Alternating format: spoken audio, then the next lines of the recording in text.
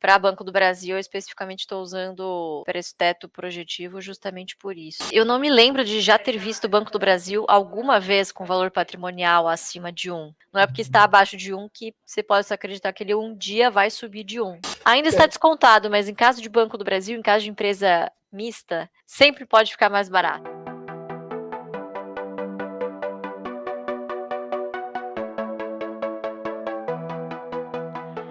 Fala pessoal, como é que vocês estão? Bom, como vocês sabem, semana de feriado, descanso merecido aí para todo mundo, né? Várias pessoas aproveitando o último feriadão prolongado aí do primeiro semestre, né? Estamos escassos de feriados aqui no ano de 2024, mas vocês terão conteúdo da GF, com certeza, né? Então não tivemos pregão, mas eu e o Brunão deixamos um conteúdo gravado aqui super legal para vocês aproveitarem aí no feriado, por que não?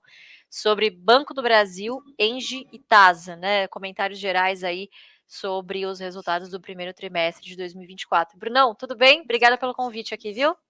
Opa, você é sempre bem-vindo aqui na GF Análise, nos nossos vídeos de comentários sobre os balanços das empresas. A gente consegue contribuir bastante, até enquanto investidor e também para o pessoal que está começando, tirar aquela imagem mais complicada dos balanços, aquela tradução simplificada, mas sem perder a essência do negócio, isso que é legal. Então você vai ser sempre muito bem-vindo aqui. Eu já queria dar uma boas-vindas para o pessoal, espero que todo mundo esteja pelo menos descansando um pouquinho. Quinta-feira, quase sexta-feira, algumas pessoas vão emendar, outras não, mas conteúdo aqui vai ter com certeza. Então a nossa ideia é falar durante mais ou menos 1 hora no máximo, 20 minutinhos para cada uma dessas empresas, do mesmo jeito como a gente fez a última vez, jogando a bola um para o outro e trazendo alguns insights e também alguns pontos interessantes para quem é investidor ou quer ser investidor dessas empresas. Perfeito. Vamos começar então? Vamos lá. Bom, beleza. Então a gente vai começar aqui com o Banco do Brasil, né? O pessoal está assim um pouco ansioso, que teve até o BBD, então a gente consegue colocar algumas informações a mais. Lembrando que esse relatório, toda vez que vocês forem observar nos relatórios da GF Análise, a gente coloca aqui a data de referência. Então talvez tenha alguma divergência em relação ao preço, mas não se preocupe, né? Então está aqui já deixado bem descrito a data. No momento que a gente gravou, que a gente fez, na verdade, esse relatório, o preço estava por volta de 27, eu acho que ainda está nessa faixa também. E olhando do ponto de vista projetivo, está interessante. A gente não olha só preço, mas também o preço, até porque é muito importante. Um yield aí de mais de 10%. Já que a gente preconiza pelo menos 6%, me parece com uma boa margem de segurança. Já quem olha retrospectivamente não está aquela maravilha, não está aquela Brastemp, está com 5%. Então vai depender daí de como é que você se sente à vontade para investir. Bom, em linhas gerais, eu vou fazer uma leitura aqui rápida, Lu, daí você já vai colocando alguns insights. Tudo bem? Perfeito. Vou te interrompendo aí no meio do caminho, tá? Perfeito, perfeito. Então, lembrar como é que o banco ele vai ganhar dinheiro, né? Aquela questão de ser um intermediador entre as pessoas que precisam de dinheiro e aquelas que estão querendo fazer algum tipo de investimento, são os poupadores, né? Aqueles que gastam e aqueles que poupam. Não tem problema nenhum, a gente tem alguns negócios que a gente pode fazer diretamente com os clientes, e aí vai envolver todo o conteúdo de margem com clientes, e a gente também tem alguns negócios realizados com outras funcionalidades, títulos públicos e por aí vai, envolvendo principalmente a tesouraria do banco, que aí vai compor a margem com o mercado. Se vocês compararem com outros bancos, até recentemente, margem com o mercado desses bancões estava até negativo. Isso tem uma relação inversa muito forte com a nossa Selic. Mas o Banco do Brasil aqui já está apresentando alguns valores interessantes e com bons crescimentos. Quando você junta essas duas margens, a gente chega na nossa margem financeira bruta. E é claro, se você está emprestando dinheiro para os seus clientes, a gente precisa ter aquela provisão, a PCLD ou PDD, provisão para devedor duvidoso. Se a carteira do Banco do Brasil cresceu e efetivamente cresceu, necessariamente a PCLD ela tende a crescer também um pouco. É um processo natural. É um conservadorismo interessante. Lembrando que, dependendo do tipo de cliente que a gente vai emprestar o dinheiro, se ele for duplo A, que é a melhor classificação, ele não tem quase nada de PDD. Mas se ele for um devedor, uma pessoa que está pegando dinheiro emprestado, que tem uma qualidade muito baixa, a gente coloca ali como uma classificação H, salvo engano, aí você tem que provisionar uma grande faixa, um grande valor em relação a isso. Então, dependendo da qualidade da sua carteira de pessoas que estão pegando dinheiro emprestado, o banco ele se sente mais confortável em ter um PDD maior ou menor. Descontando isso, a gente chega na margem financeira líquida e a gente tem que descontar algumas questões. Despesas administrativas, componentes diversos e algumas provisões. E aqui a gente poderia citar, por exemplo, questões de processos. né? Toda empresa tem algum processo andando, não tem jeito. Mas aqui está tudo sob controle. Uma atenção aqui rápida para a despesa administrativa, a gente gosta sempre de comparar com os indicadores inflacionários. Só que, eventualmente, você pode ter uma despesa administrativa maior se a empresa estiver investindo em um novo setor, contratação de funcionários, uma nova área, e aí vai ser um pouquinho mais alto, ou se ela estiver fazendo um movimento contrário, enxugando esse corpo de funcionários, otimizando alguns processos, essa despesa pode ficar mais controlada. Já finalizando, para chegar no resultado operacional, a gente tem que pensar nas receitas de serviços, que é aquele medo antigo de 2019, 2020, das fintechs. Ah, vai acabar com o bancão. Pois bem, tudo que as fintechs acertaram, os bancões mais ágeis, e o Banco do Brasil se enquadra nisso aí, eles acabaram incorporando, e aquilo que não dava muito certo, ficou o ônus com as fintechs. Cada um seu modelo de negócio, está tudo certo. E para fechar a questão de impostos e participações, até porque um sócio majoritário que vai estar sempre com a gente em qualquer empresa que é o governo, não tem jeito, eles vão pegar aqui uma porcentagem e finalmente a gente chega no nosso lucro líquido. Essa leitura a gente sempre gosta de fazer, nas outras empresas a gente vai ser um pouco mais sucinto, mas pelo menos acho que é legal. Lu, desse início aqui, algum comentário, alguma mais para a gente poder discutir? Acho que vale a gente dar uma comentada um pouquinho mais aprofundada na PCLD, né? Eu acho que como você bem disse, claro, o banco, acho que o Banco do Brasil e Itaú se destacaram aí na captação de clientes, né? Então, aumento da carteira ampliada. Então, claro, isso traz também o aumento da PCLD quando você compara ano contra ano, né? Agora, quando você para comparar trimestre versus trimestre, né, você teve uma queda aí da ordem de quase 14%, né, então do final do ano para agora o primeiro trimestre, versus um crescimento de carteira de 2,7, né, isso é muito reflexo, primeiro, né, como está distribuída a carteira de crédito do Banco do Brasil. Então são 317 bilhões da pessoa física, 393 jurídica e 372 agronegócio. Então, é mais ou menos bem equilibrado, né, entre as três categorias. E a categoria que se destacou aí na queda da inadimplência foi justamente o dos pessoas físicas, né, enquanto a carteira de pessoa jurídica está ali bastante estável, até caiu do último trimestre para esse, né, e a do agronegócio vem paulatinamente, desde março do ano passado, subindo um pouquinho, né, então puxando a inadimplência um pouquinho para cima. Mas na média, trimestre contra trimestre, acho que foi um índice muito bom, né, então PCLD ou PDD, né, Uhum. como também se diz, é um indicador que para quem investe em bancos a gente tem que estar permanentemente atento aí, né, até porque para entender a categorização, depende muito também das safras de novos clientes, né, então, quando a gente foi comentar de Santander, a gente focou muito nisso, né, poxa, aparentemente a Uhum. safra de novos clientes 2023, 2024 é uma safra de muito mais qualidade, né, e o Banco do Brasil tem feito isso com bastante competência. Vamos ver se vai bater o guidance do ano, né, o É, guidance de lucro líquido do ano é entre 37 e 40 bi. exato. Exato. Se a gente for pensar que eles consideram 9,3, tem que dar uma aceleradinha, né? Porque É, é 9, mas está caminhando bem, acho que vai ser possível. E o legal também de olhar aqui a PCLD é uma questão seguinte: se você faz uma política de concessão de crédito e ela foi mal planejada, isso vai bater na PCLD, na PDD, e isso vai bater também no lucro. Temos aí bancos perfeito. que assumiram essa situação, né? O próprio Bradesco. Então, mas é algo que, pô, a gente está falando de bancos ali que já tem décadas e décadas no Brasil. Não vai ser o fim dos tempos, mas também demora para se reestruturar. Tem que ter paciência, não tem jeito. Tem que ter Né? paciência, é verdade. Bom, então, em linhas gerais, o resultado foi positivo. O lucro líquido ali, 9,3, como a gente acabou de conversar, aumentou um pouquinho em relação ao ano passado, 8,8%, perfeito. O ROI, que é uma métrica interessante para a gente utilizar em bancos, principalmente porque o patrimônio líquido de um banco é basicamente dinheiro. Então fica uma métrica bem fácil de a gente poder mensurar ali, e quando a gente pode também usar essa vantagem de que o patrimônio líquido ele é dinheiro, quando a gente vai fazer aquela comparação do PVP.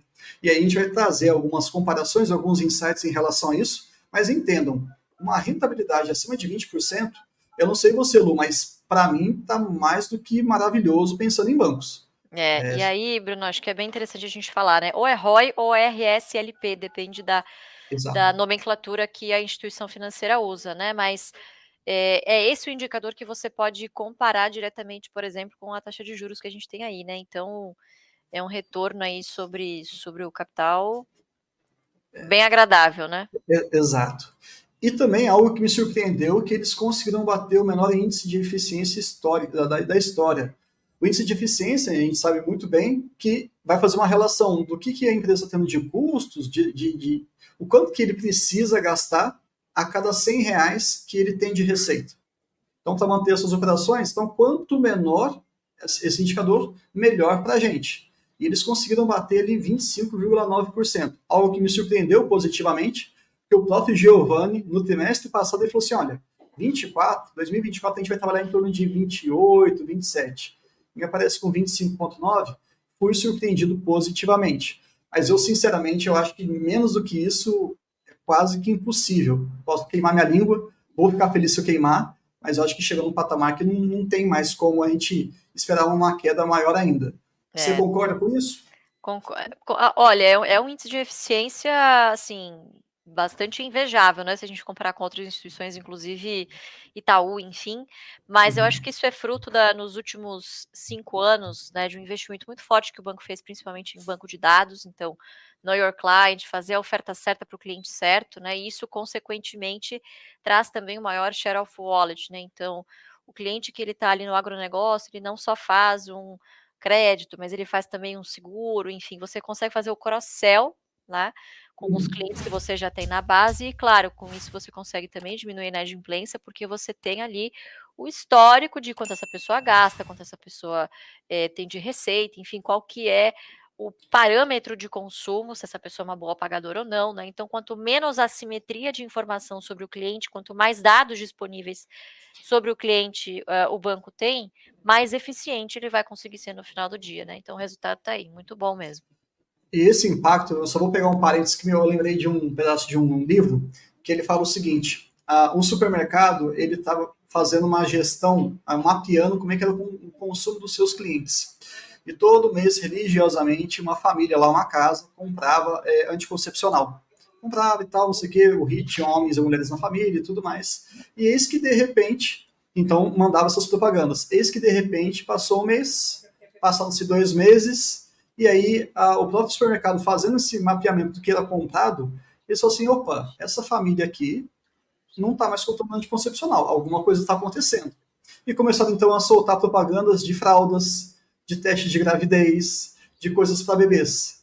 E a família, a menina consumidora, ficou sabendo que estava grávida por conta da mudança do perfil de e-mails que eles recebiam, e os pais também ficaram com essa suspeita. E aí isso chegou para ser conversado com eles. Então você vê como que o comportamento que a gente faz com os nossos gastos já mostra muito da nossa vida. E o Banco do Brasil é o que tem o maior banco de dados do país, como você falou, e o Banco do Brasil, lá no BBDI, eles falaram, isso é um valor, assim, não dá nem para medir, né, para um negócio como o banco. Mas, enfim, é só uma curiosidade só. Mas aí, falando aqui de inadimplência, no quarto TRI de 23, a gente estava ali ficou bem estável, então, em relação ao finalzinho do ano passado, em 2,9, e aqui é muito interessante a gente comparar com a média nacional, que é o Sistema Financeiro Nacional. Então, você quer comparar a inadimplência do seu bancão? Faz o seguinte, olha como é que está se comportando em relação à média do mercado. É interessante ver se está crescendo entre ele mesmo, ele mesmo, o Banco do Brasil com o seu passado, e também com seus concorrentes. Porque, inevitavelmente, alguns contextos de crise no nosso país vai fazer com que a inadimplência ela cresça para todo mundo. Mas se no seu banco, pode ser o Banco do Brasil ou outro, estiver crescendo menos, isso é um sinal positivo. A gente pode entender como uma eficiência. E relembrar aqui o aumento do payout, que isso foi maravilhoso para 45% em 2024. Bom, vamos lá, um pouquinho mais adiante, falar de alguns números. A gente já falou um pouquinho do lucro, a Lu comentou aqui do RSPL, né, o retorno sobre o patrimônio líquido, que é o nosso ROI. A inadimplência, eu gosto muito de sempre repassar essa importância. Dê sempre uma olhadinha na inadimplência de 15 a 90, que é aquela mais de curto prazo, para você tentar enxergar, talvez, como é que vai se comportar a inadimplência acima de 90 dias. E, geralmente, no curto prazo, a gente vai tentando identificar se aquela política de concessão de crédito, que o banco ele pode mudar de tempos em tempos, se está adequado ou não para aquela fase, para aquela situação do nosso país. Isso aqui é bem interessante. Índice de eficiência, também já falamos bastante, caiu quase 3 pontos percentuais. A provisão de perdas para crédito aumentou bastante, mas né, são ossos do ofício, e isso aqui chamou a atenção dos analistas, mas a gente vai falar um pouquinho mais para frente. E aqui, PVP, eu tenho uma provocação para você, Lu. Um banco que tem um PVP abaixo de 1 é necessariamente uma barganha? Quase que eu falei no mudo aqui. Olha, eu não me lembro de já ter visto o Banco do Brasil alguma vez com valor patrimonial acima de 1, né? É claro que isso é mais um indicador, mas você olhar um indicador sozinho, muitas vezes ele não te diz nada, né? Não é porque está abaixo de 1 que você pode acreditar que ele um dia vai subir de 1, né? Mas enfim, eu acho que é um indicativo de que existe ainda sob o Banco do Brasil, mesmo com essa entrega de resultados, né, batendo guidance ano após ano, que existe aqui um desconto pelo fato do banco ser de economia mista, né, e acho que acrescentou-se talvez na conta dos investidores um pouquinho mais de risco com essa nova ideologia, enfim, que tá no governo vigente, né, então, assim, honestamente, Brunão, acho que deveria valer mais? Eu acho que deveria valer mais. Né? Então, se a gente olha outros indicadores, né, preço teto, inclusive PL, que para banco também é bastante interessante, tá múltiplos muito atrativos em relação a Itaú, principalmente, né, que agora é o banco a se comparar aí com o Banco do Brasil. Né? Então, ainda está descontado, mas em caso de Banco do Brasil, em caso de empresa mista, sempre pode ficar mais barato, né? E aí acho que as pessoas ficam com um pouco de ressalva. Mas é aquilo, a gente não está interessado em acertar a mosca de olho azul, né? Difícil Exato. fazer esse tipo de previsão. Uhum. Eu acho legal esse questionamento, porque às vezes a gente olha assim, pô, tem um bancão que está 0,7, o outro lá que é um banco médio está 0,6, o seu PVP. A gente tem que tomar cuidado com isso, porque se ele está valendo esse valor, essa métrica, ela está marcando 0,6, 0,7, pode ser uma distorção de mercado, pode, sem dúvida nenhuma, mas também a gente tem que lembrar que nem tudo que está barato tem qualidade. Então, às vezes, ele está valendo 0,6, 0,7 porque ele precisava valer 0,6, 0,7 justamente porque não está entregando o que a gente esperaria. E assim como a gente pode pensar do outro lado, um banco que tem 1,5, às vezes pode ser, entre aspas, barato, diante de tudo que ele entrega. É claro que a gente vai olhar outras questões, mas um Itaú da vida, privado, com o seu resultado sólido, praticamente constante ao longo do tempo, crescente, papá. Pô, é difícil você pensar que o Itaú vai estar custando um PVP de 1. Eu, pelo menos, eu gostaria de encontrar isso, mas é pouco provável que isso aconteça. Então, nem tudo que está barato é. E também serve até para a nossa questão de supermercado. Se a gente só olhasse aquilo que é mais barato, ninguém comprava a Coca. Ia É direto na verdade. Dolly.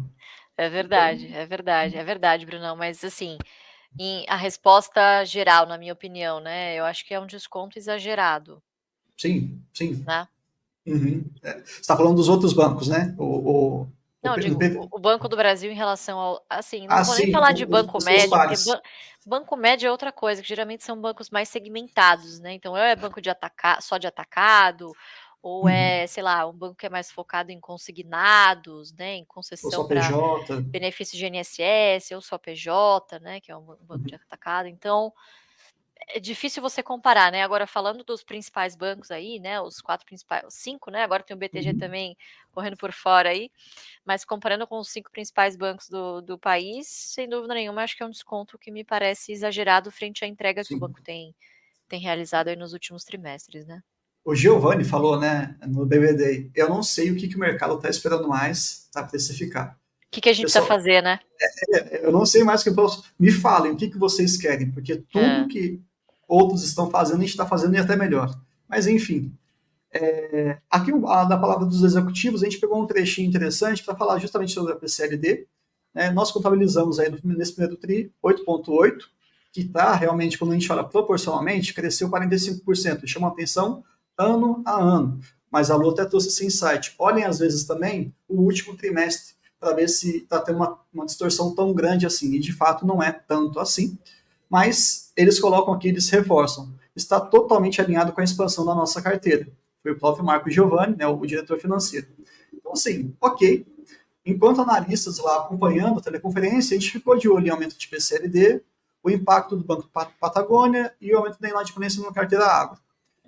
Rapidamente aqui, PCLD a gente falou bastante, Mas se a gente for pensar, por exemplo, aqui nessa questão de agronegócio, o Brasil é uma grande fazenda que às vezes exporta um pouco de minério de ferro e um pouco de petróleo. Muita gente faz essa leitura às vezes. E o Banco do Brasil está associado a esse tipo de atividade há 200 anos. Então, essa oscilação de carteira do agronegócio, eu sinceramente eu vejo como investidor mesmo, que é nada mais normal do que quem está vivendo o agronegócio. Vai oscilar um pouquinho para cima, vai oscilar um pouquinho para baixo, mas não vai ter aquela mudança radical. Então, ok, aconteceu, isso vai ser mitigado e vida que segue. Desses pontos, Lu, você concorda com alguma coisa? Você acha que realmente algum desses pontos a gente merece parar um pouco para estudar? Ou de fato está dentro do esperado? Então, eu acho que assim, todos os pontos de preocupação, eles já estão considerados no guidance, né? Então, eu achei que é um guidance, assim, eu não diria conservador, mas é um guidance pé no chão, né? Eu acho que a gente deveria ficar de olho também em outros pedidos de recuperação judicial, se isso vier a acontecer, né? E qual é o impacto no banco. A gente tem também, acho que até no relatório não fala sobre isso, não me recordo se no último call de resultados eles chegaram a falar sobre o efeito Rio Grande do Sul, né? Então, É, ainda é uma seca. incógnita, né? Uhum. Mas provavelmente deva ter algum impacto pontual, né? Ainda a gente não consegue calcular, mas isso provavelmente não está no guidance, né? Pode ser algo que mexa com a lucratividade aí no curto prazo. Mas Não assim, só. só para concluir, nenhum ponto que seja uma perda de fundamento. Eu acho Perfeito. que toda empresa tem pontos de atenção, pontos para serem acompanhados de perto, né? Uhum. É isso. Então, aqui para a gente fechar, já a gente está chegando no nosso tempo aqui de Banco do Brasil, 5,7 bilhões de ações, passamos pelo desdobramento muito recente. A União Federal, eu fiz questão de colocar aqui, porque basicamente eles têm literalmente a metade das ações, salvo engano ali 20 a 40 BBAS3 a mais, só para falar que é o controlador. Então fica bem dividido mesmo com o mercado, o free float ali é bem elevado. Mas aqui um dado que algumas pessoas não estão percebendo muito, que a gente colocou no relatório da GF. Essa projeção aqui é de um serviço que a gente contrata, que a gente passa para vocês, né? É um consenso de mercado, e o AGF sempre vai trabalhar com a projeção neutra, pensando no projetivo. Mas para aquelas pessoas que às vezes perguntam assim, pô, Bruno, mas e se eu quiser ter uma postura um pouco mais defensiva, mas ainda querendo olhar para o projetivo, eu posso? No relatório da AGF você tem que a gente coloca isso daqui. Para todos os usuários da plataforma vai aparecer só esse, mas para quem quiser ler o relatório, tem aqui tanto otimista quanto pessimista, aí a gente deixa a critério de vocês para fazer esse pequeno ajuste. E como a Lu falou, de fato, o Rio Grande do Sul ainda não acabou, infelizmente, né? Tem muito desdobramento para aparecer para a gente ainda. Eu, sinceramente, não acho que é o momento de a gente ficar tentando fazer conta. Tem coisas mais importantes, doações, campanhas. Acho que esse é o momento certo para fazer isso. Acalmou, sossegou e tudo mais, ok. Então agora a gente pode investir, né, a camiseta de investidor de novo e a gente pode olhar os desdobramentos e aprender, porque infelizmente eventualidades acabam acontecendo. Brumadinho ali, aqui agronegócio, o Rio Grande do Sul e por aí vai. Algum outro ponto que a gente poder abordar pra gente, antes de a gente fechá-lo, de Banco do Brasil? Acho que é isso, né, Brunão? De fato, aí, esse neutro acho que é um bom projetivo aí a se considerar, né? Queria chamar a Uhum. atenção que quem estiver usando o preço teto médio aí em Banco do Brasil dificilmente vai fazer alguma compra por agora, né? Então, para Banco do Brasil, eu especificamente estou usando preço teto projetivo justamente por isso, né? Mas quem sabe a gente fica sempre na torcida para uma realização aí para o jacaré fechar a boca, né? Com certeza, com certeza.